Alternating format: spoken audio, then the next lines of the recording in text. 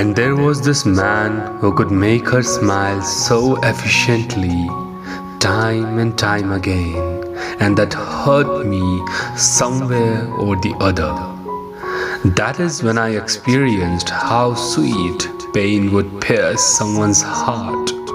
I was supposed to be happy because she was, though with someone else and not me. But I'm a human being after all. And unconditional love is not everyone's cup of tea, at least not mine.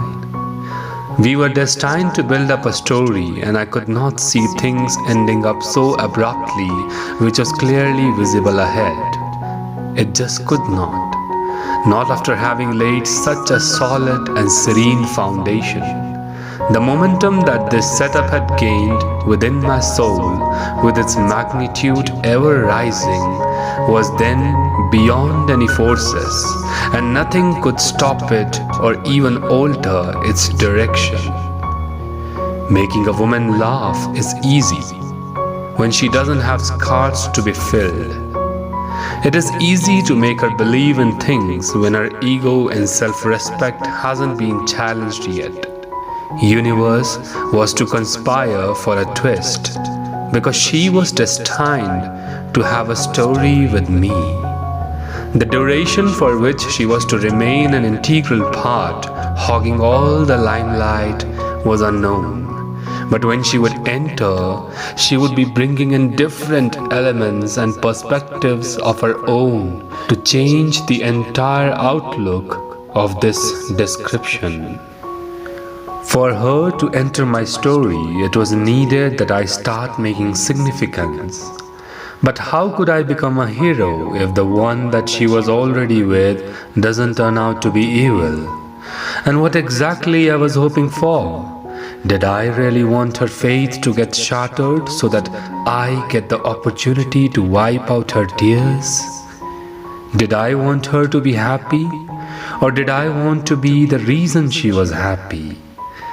If love needs to remain under the confinements set out by jealousy or possessiveness, all this roller coaster of emotions going up and down like sinusoidal wave, and me being unable to draw the line of difference between love and obsession, laid there perplexed.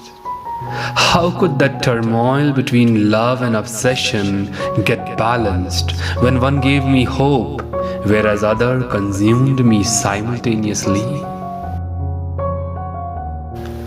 What could have I done to calm myself for that moment?